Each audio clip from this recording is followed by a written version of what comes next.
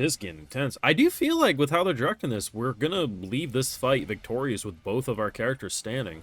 That might be the last time he speaks with her. It depends on how bad her wound is. Bro stabbed his sword into the front part of a roof in order to have an aura farming vantage point. What the fuck? That woman really healed his heart, huh? Please tell me he gets to go back and she's real. Oh my god, look at his arm! It ain't even attached anymore! Oh my god, he got hit with that fucking elixir. Yeah, very clean production for this season. I'm really impressed. I'm surprised they managed. I really am. Ooh, call me a bitch. Alley-oop. Demonic Firebug. It's an interesting name for an attack. Come on, girl. Come on, girl. Come on, girl. Just don't get stabbed. Just don't get stabbed. Get in there. Yep, launch her. Nice. I think she'll be fine. Gabimaru should also be fine. I'm okay for fucking plot armor here, guys. Hit me. Right, I forgot the humans have come a-knocking. You're telling me this is what we gotta deal with at the end of next episode? It's better be bait, or I'm gonna be very upset. Those are some of my highlights, though. Want his full live reaction, head on over to the Patreon, but let's jump into it, because I don't know how much hopium I should have. Because if you remember, back when the humans started riding on goddamn monsters, saying we're gonna go body for all the bodies that we've caused not to wake up, I did not expect a lot of people to make it out alive. However, fan favorite sexy character, would it be impossible for her to come back from the dead here? No, we didn't fully see her die. That's the one saving grace. She very much has a wound that is fatal, but she's dying off screen. There is a way to bring her back. Maybe she uses her little slurpy slurp, patches herself up. I don't know. Not impossible. But yes, is it more likely than not that she died here? Yes. And given the end of the fucking episode, they have come a-knocking.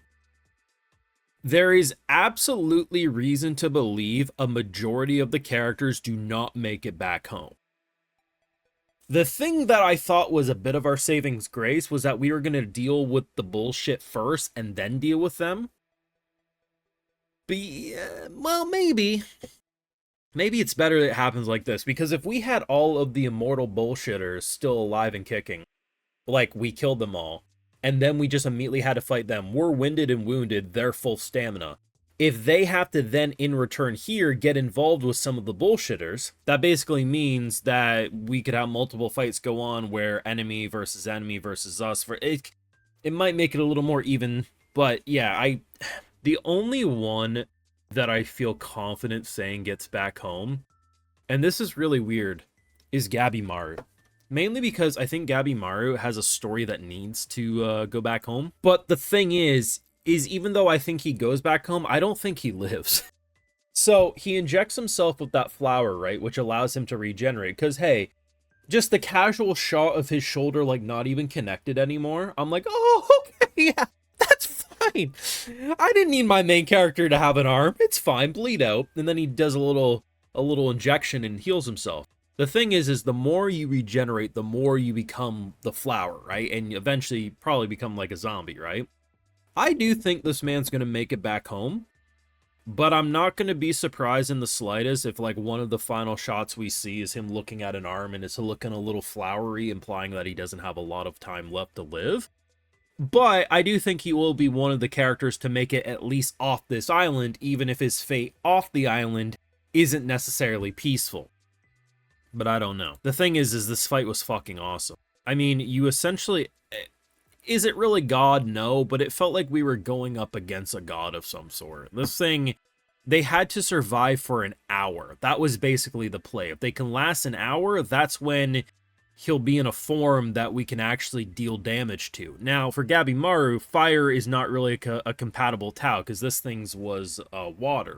So we had to use our girl with her earth. But the interesting thing about her, and what I really like, is she's a very selfish character. But over the course of this journey, we're now 24 episodes in, we have seen her grow quite a bit. And I think despite her words making it feel like, oh, I'm doing this for me, or if I let you live here, I'm more dirty than, you know, having to get involved to help someone. It's like, no, like she genuinely cared in this moment.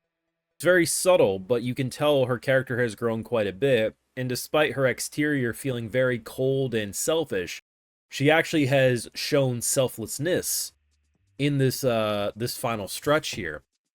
It is good though, because if we assume she does make it, the fact that she's not going to be seemingly involved with the fucking Attack on Titan bullshit to their left, hopefully allows her to get patched up. To be honest, if they do go the route that she does come back, I'm going to assume she's going to save a character. I think they're going to leave us off assuming she died here, and when we get into season 3, at some point she saves a character. Now, if that doesn't happen, that just means she's dead. Might seem unsatisfying, but at the end of the day, sometimes people just die in these types of shows. The big thing is that I think with how they've set up this endgame, I think more characters than not should die. Not because I want them to, but because it would make the most realistic sense. If a majority of characters live, the ones that do die will have to really be justified for dying and not others. Because right now, if our girl comes back from the dead, but a majority of characters dies, you're not going to really feel like it's an asshole. It'll be more of like, oh, thank God someone lived. But if she comes back from the dead and no one dies, then you start seeing how the criticisms could be justified, right? I'm not sure exactly what direction we're going to do. Right now, I'm just hoping bare minimum our boy gets to go home to his wife. The whole time I've been saying, I don't know if the wife is even real. This episode makes me a little more confident she's real. Could just be his memories being a little wonky. But I think the emotional depth of him wanting to hide his bloody face and her being like, you're still me. Though granted, he did say that his wife wasn't that much of a looker, which was a little weird to say, but you know, I want to see him get home.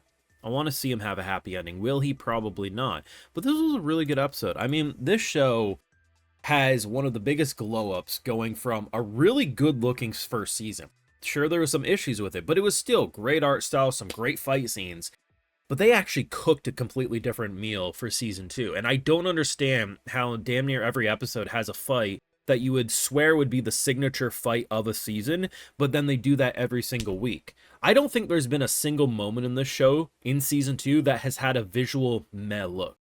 Even when, like, yeah, maybe it's not moving that much, the art is fucking clean. Animation godly. And, you know, I'm not going to be surprised in the slightest if all those Attack on Titan looking motherfuckers are in 2D next week. But even if there is 3D, we've seen the 3D in the show is also really fucking good. Amazing.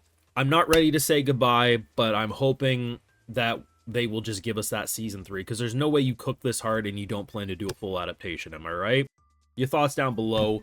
Drop a like, share your support, subscribe, ring that bell if you haven't already, and you know what, Patreon full live reactions to all these episodes do live over there, and other exclusives, because you know I gotta give those video shoutouts to my patrons, because they're why you can get these YouTube videos at all. Alright, so today we got Lanson, Taika Williams, John Lawson, Priel54, Ma-En, Andrew, the Almighty Ultimus, Without a Net, and Young Atlas. I appreciate the support. Please take care, and y'all have a good one.